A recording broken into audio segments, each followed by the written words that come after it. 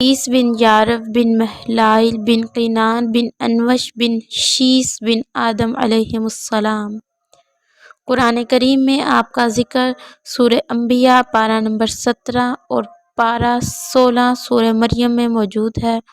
اللہ تعالیٰ ارشاد فرماتے ہیں، اور یاد کرو کتاب میں ادریس کا ذکر، بے شک وہ سچے نبی تھے اور اللہ نے انہیں بلند مرتبے پر پہنچایا، یعنی ظاہری اور باطنی کمالات عطا فرمائے۔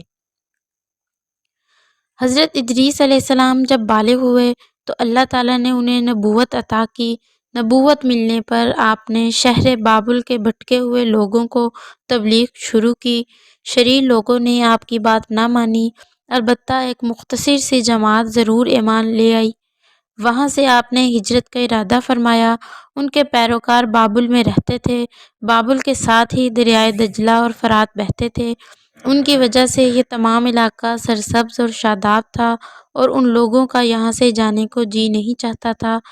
ان کے ارادے کو بھانپ کر حضرت ادریس علیہ السلام نے ان سے کہا، گھبراؤ نہیں، اللہ تعالیٰ کی راہ میں تکلیف اٹھاؤ، اللہ کی رحمت بہت وسیع ہے، وہ تمہیں اس کا بدلہ عطا فرمائے گا، صبر کرو، اللہ تعالیٰ کے حکم کے آگے جھک جاؤ۔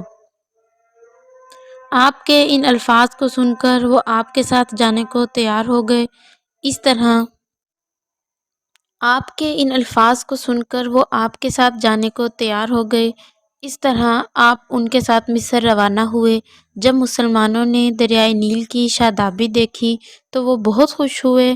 اس وقت حضرت ادریس علیہ السلام نے ان سے فرمایا، دیکھ لو، یہ جگہ تمہارے بابل کی طرح سرسبز اور شاداب ہے۔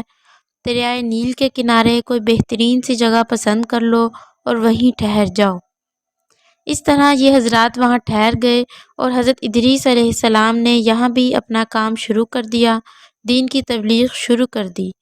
حضرت ادریس علیہ السلام ہر طرح کی زبانیں جانتے تھے، لوگ بھی مختلف زبانیں جاننے والے تھے۔ آپ نے انہیں دین کی تبلیغ کے ساتھ ساتھ شہری زندگی گزارنے کے طریقے بھی سکھائے۔ آپ نے ہر طرف کے لوگوں کو جمع کر کے انہیں دین کی تعلیم دی۔ جب یہ لوگ اپنے علاقوں میں واپس گئے تو انہوں نے شہر اور بستیاں آباد کیں۔ اس طرح اللہ کا دین چاروں طرف پھیل گیا۔ آپ کی تعلیم یہ تھی، اللہ پر ایمان لانا، صرف اسی کی عبادت کرنا، آخرت کے عذاب سے بچنے کے لیے نیک اعمال کرنا، تمام باتوں میں عدل و انصاف کو پیش نظر رکھنا، دنیا میں گھر نہ جانا، اللہ تعالیٰ کی عبادت مقررہ طریقوں سے کرنا، روزے رکھنا، جہاد کرنا، زکوٰۃ ادا کرنا، طہارت سے رہنا، کتے اور سور سے پرہیز کرنا، ہر نشہ آور چیز سے بچنا۔ یہ تھا خلاصہ حضرت ادریس علیہ السلام کی تعلیمات کا۔ حضرت ادریس علیہ السلام نے اپنی امت کو یہ بھی بتایا تھا، میری طرح اس عالم میں دینی اور دنیاوی اصلاح کے لیے بہت سے انبیاء علیہم السلام تشریف لائیں گے، وہ بری باتوں سے پاک ہوں گے، فضائل میں کامل ہوں گے، ان کی دعائیں قبول ہوں گی۔ حضرت ادریس علیہ السلام بہت خوبصورت تھے۔ حافظ ابن کثیر نے ان کا حلیہ ایسے بیان فرمایا کہ آپ کا رنگ گندمی تھا، قد و قامت پورا تھا، آپ دبلے پتلے تھے، آنکھیں سرمگئی تھیں، آپ کی گفتگو باوقار تھی، خاموشی پسند تھے، سنجیدہ طبیعت تھے، نظریں نیچی رکھتے تھے، خوب غور و فکر کے عادی تھے، بار بار شہادت کی انگلی سے اشارہ کرنے والے تھے۔ آپ فرمایا کرتے تھے، اللہ کی یاد اور نیک عمل کے لیے خلوص سے عمل شرط ہے، جھوٹی قسمیں نہ کھاؤ، نہ اللہ کے نام کو قسمیں کھانے کے لیے استعمال کرو، نہ دوسروں کو جھوٹی قسمیں کھانے کے لیے کہو، اس طرح تم گناہ گار ہو جاؤ گے۔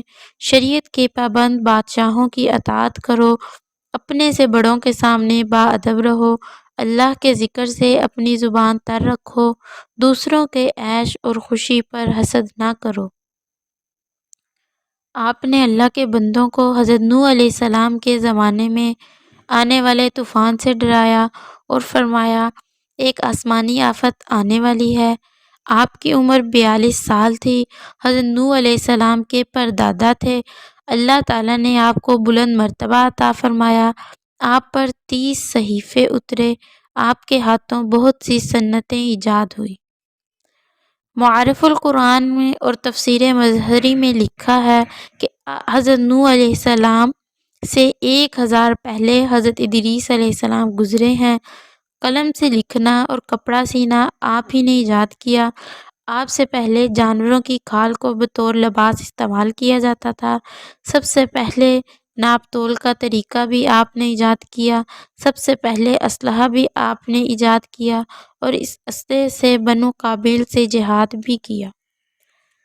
حضرت ادریس علیہ السلام کا مقبرہ جو کوہ طور کے دامن میں واقع ہے۔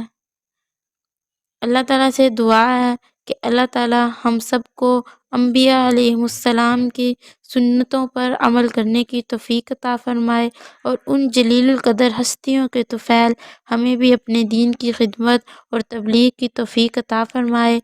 ایسی بے شمار اسلامک ویڈیو کے لیے ہمارے چینل دعوت اسلام کو سبسکرائب کریں اور نوٹیفیکیشنز کے لیے بیل آئیکن پر کلک کریں۔ صدقہ جاریہ کے لیے ویڈیو کو لائک کریں اور زیادہ سے زیادہ شیئر کریں۔ السلام علیکم ورحمۃ اللہ وبرکاتہ۔